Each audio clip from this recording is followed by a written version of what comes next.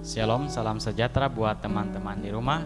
Pada malam hari ini kita patut mengucap syukur kepada Tuhan karena atas kasih dan pimpinannya kita masih diberi kesempatan untuk memuji dan memuliakan akan namanya. Dan untuk mengawali ibadah kita pada malam hari ini, kita menyanyikan pujian Ku Masuki Gerbangnya.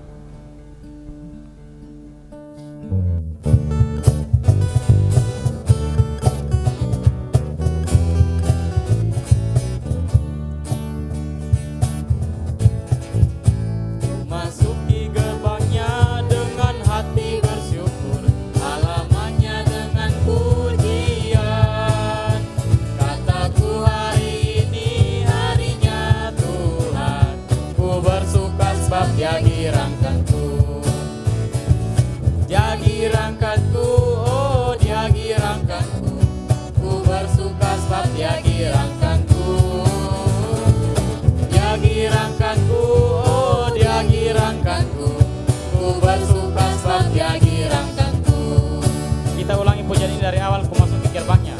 Ku masuki gerbangnya dengan hati bersyukur, halamannya dengan pujian. Kataku hari ini harinya Tuhan, ku bersuka sebab Dia girangkanku. Dia girangkanku, oh Dia girangkanku. Ku bersuka sebab Dia girangkanku.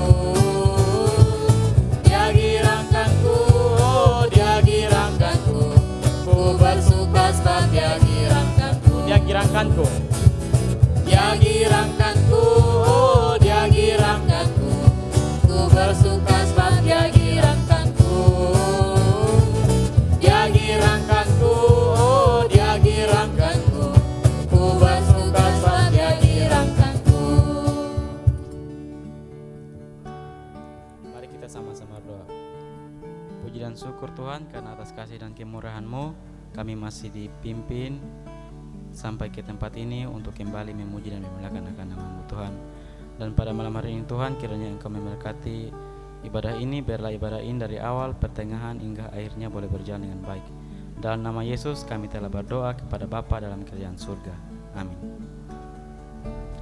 Kita akan mendengarkan firman Tuhan yang akan dibawakan oleh Kak Namai Ora. Tetapi sebelum itu mari kita angkat pujian dengan sayap-Mu.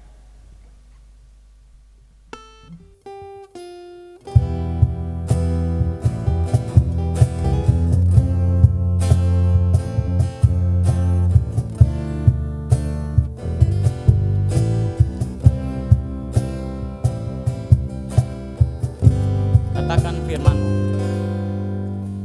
Firman-Mu berkata Kau besertaku, maka kuat roh dan jiwaku. Tangan-Mu Tuhan selalu ku nantikan. Di setiap langkahku percaya, dengan sayap-Mu, dengan sayap-Mu ku akan terbang tinggi di tengah badai hidup. Ku tak menyerah, Kau kekuatan dan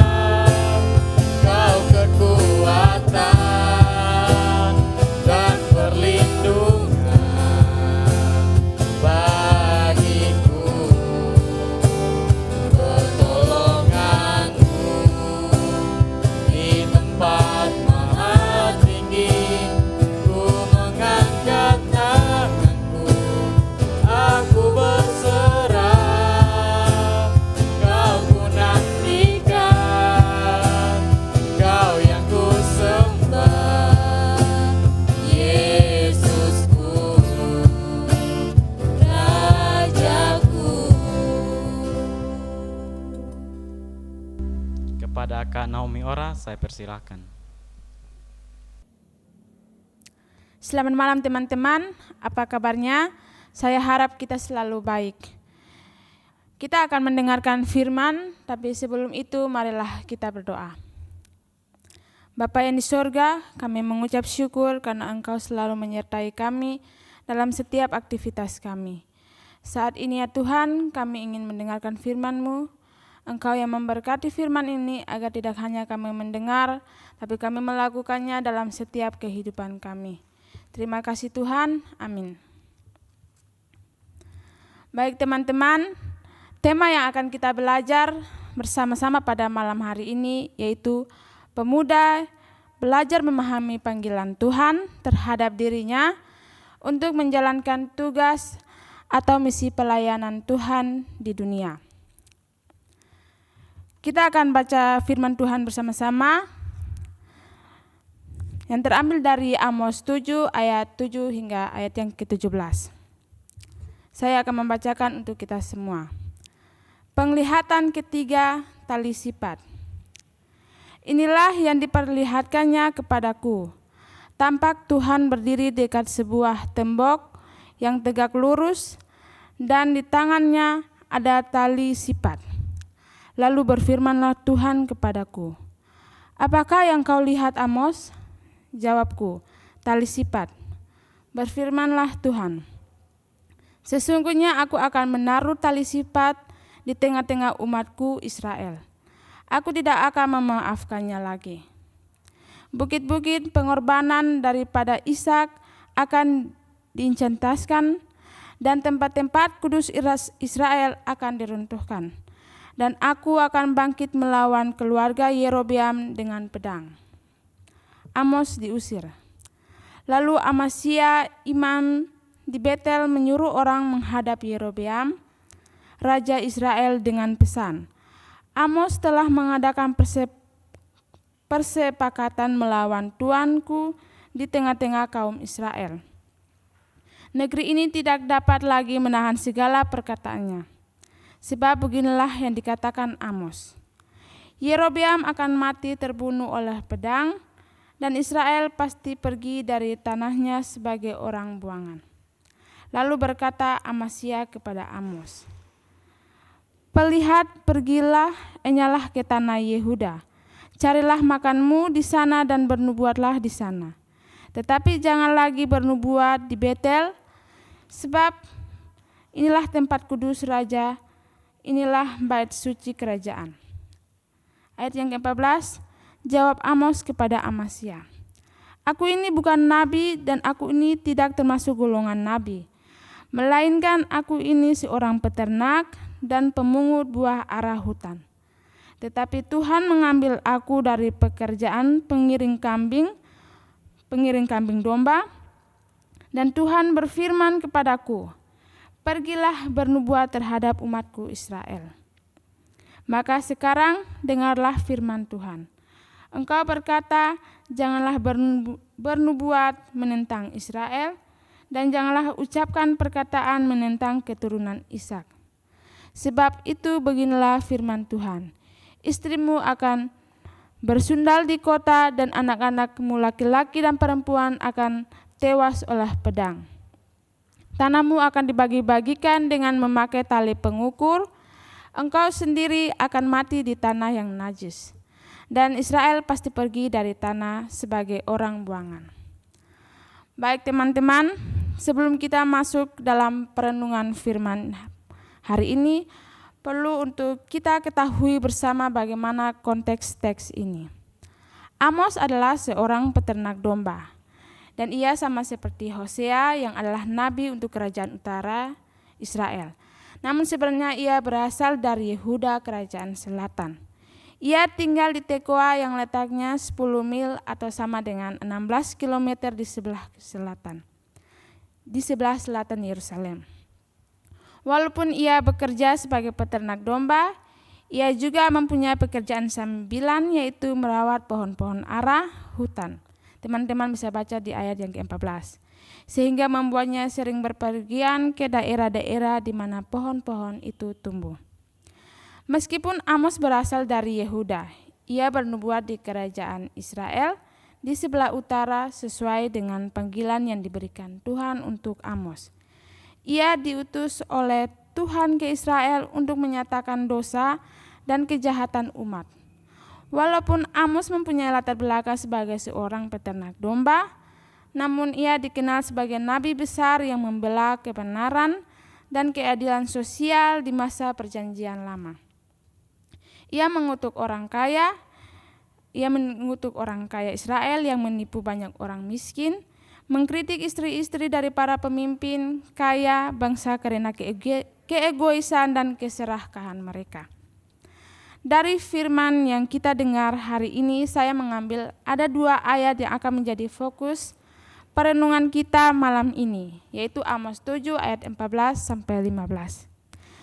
Tidak peduli bagaimana latar belakang Amos yang adalah seorang peternak domba dan pekerjaan sampingannya dalam merawat pohon-pohon ara hutan, Tuhan memanggil dan mengutus Amos sebagai nabi untuk menyampaikan kebenaran dan penglihatan kepada umat yang telah jauh dari Tuhan.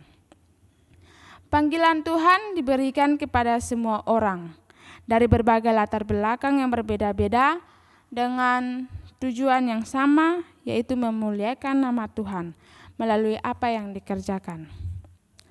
Teladan yang ditunjukkan oleh Amos adalah bagaimana ia menjawab panggilan Tuhan dan menjalankan misi Tuhan. Amos masih sempat menyadari siapa dia dan bagaimana latar belakangnya yang bukan seorang yang berasal dari keturunan nabi. Namun ia melayani Tuhan yang telah memilihnya dan memberinya kuasa untuk bernubuat. Panggilan yang diberikan oleh Tuhan kepada Amos memberikan suatu gambaran bahwa panggilan Tuhan itu hanya bisa dikerjakan oleh hati yang bersedia untuk menjadi alat Tuhan. Bernubuat untuk melawan umat yang berasal dari bangsa yang besar dengan orang-orang yang besar juga butuh suatu keberanian dan tekad yang kuat.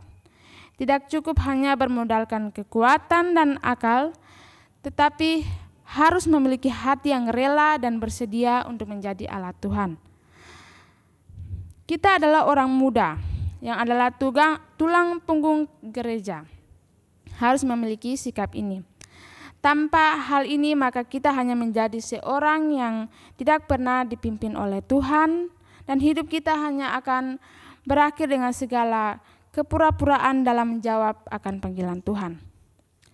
Perlu untuk kita pahami bersama bahwa demi memenuhi panggilan Tuhan dalam hidup ini, maka kita harus bersedia melepaskan apapun zona nyaman kita. Seperti Amos yang pada akhirnya meninggalkan tanah kelahirannya Tekoa, pekerjaannya, kehidupannya, bahkan dengan rela meninggalkan segala kebiasaan-kebiasaannya demi menjawab panggilan Tuhan. Sehingga inilah yang dimaksudkan bahwa memahami panggilan Tuhan, tetapi perlu untuk kita ingat bersama bahwa melepaskan segala sesuatu bagi Tuhan merupakan suatu hal kecil dibandingkan dengan keputusan kita untuk menjawab panggilan Tuhan untuk misi pelayanan di dalam dunia. Kita banyak belajar dari Amos dan bagaimana ia menjawab panggilan yang Tuhan berikan baginya. Bahwa panggilan Tuhan mesti dikerjakan dengan berani dan rasa takut akan Tuhan lebih dari rasa takut kepada apapun dan siapapun di dunia. Memang terkadang sebagai orang muda seringkali kita bilang bahwa saya mau mengikut Tuhan dan saya mau untuk menjalani misi pelayanan Tuhan di dunia. Namun seringkali kenyataannya yang terjadi kita malah membatasi diri kita sendiri dengan kelemahan-kelemahan yang ada dalam diri kita. Misalkan dalam kehidupan kita setiap hari. Ada saat di mana kita dengan semangat mempunyai tekad untuk mengikut Tuhan, tetapi di sisi lain tingkah laku kita dan sikap kita sama sekali tidak mencerminkan panggilan Tuhan dalam diri kita. Jadi teman-teman, panggilan dalam panggilan Tuhan dalam hidup kita harus benar-benar lahir dari dasar takut akan Tuhan. Iman dan keberanian, ketabahan, ketekunan untuk menjawab panggilan Tuhan dalam hidup kita. Ketekunan untuk menanggung setiap pelayanan termasuk dengan bagaimana kita mempersiapkan diri kita dengan baik untuk menjawab panggilan Tuhan itu. Semuanya dijalani dengan penuh ketulusan dan ketekunan dan sepenuhnya memandang dan berharap kepada Tuhan Allah yang setia yang telah memanggil kita dan akan selalu bersama membimbing kita dalam menjalankan tugas atau misi pelayan di dunia. Milikilah iman dan ketekunan yang sungguh-sungguh, bukan iman dan ketekunan yang abal-abal. Karena keputusan untuk menjalankan tugas atau misi pelayanan yang diberikan Tuhan bagi kita itu tidak semudah yang kita bayangkan. Sebagai orang muda, bagaimana kita bisa melawan diri kita untuk mau dibentuk dalam hal menjawab panggilan yang Tuhan beri seperti Nabi Amos. Sekian dari firman kita pada malam hari ini.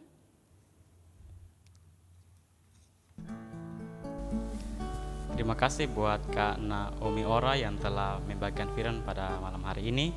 Dan kita akan bersahabat bersama yang akan dipimpin oleh Kak Merin Oematan.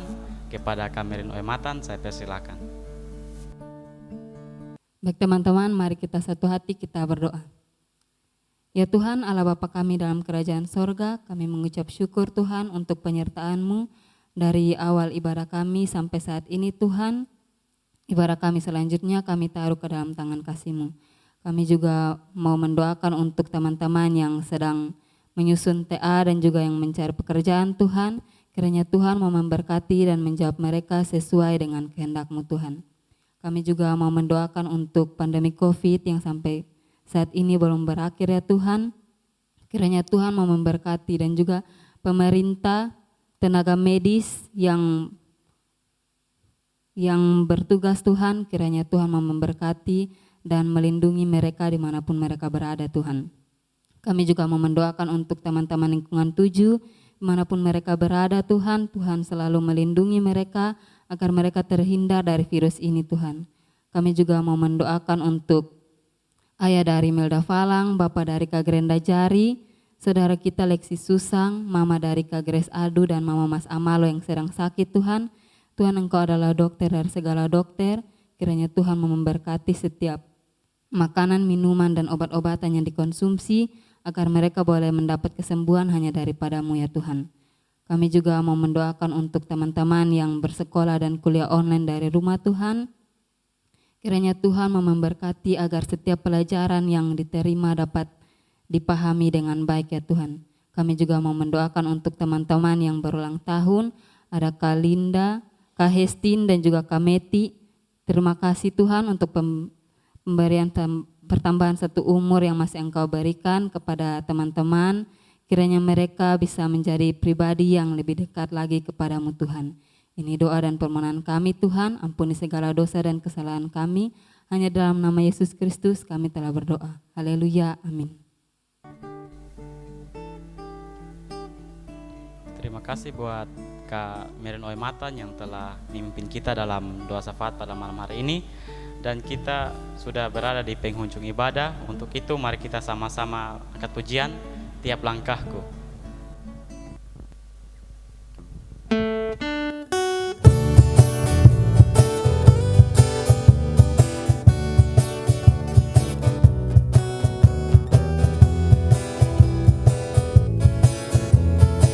Katakan tiap langkahku. Tiap langkahku diatur oleh Tuhan dan tangan kasih-Nya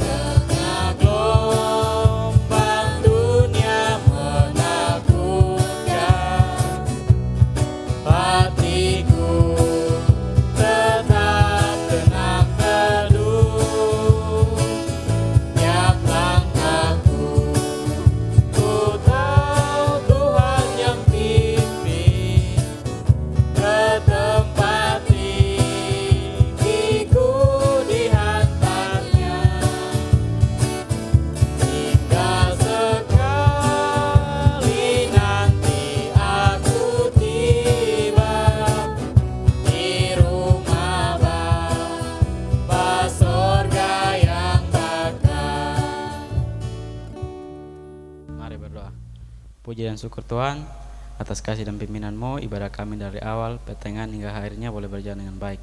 Kiranya Engkau memberkati ibadah ini Tuhan, biarlah ibadah ini boleh berguna bagi orang-orang. Dalam nama Yesus kami telah berdoa kepada Bapa dalam kerajaan surga. Haleluya, amin. Ibadah kita telah selesai. Info ibadah selanjutnya bisa dilihat di grup WhatsApp. 1, 2, 3. Shalom.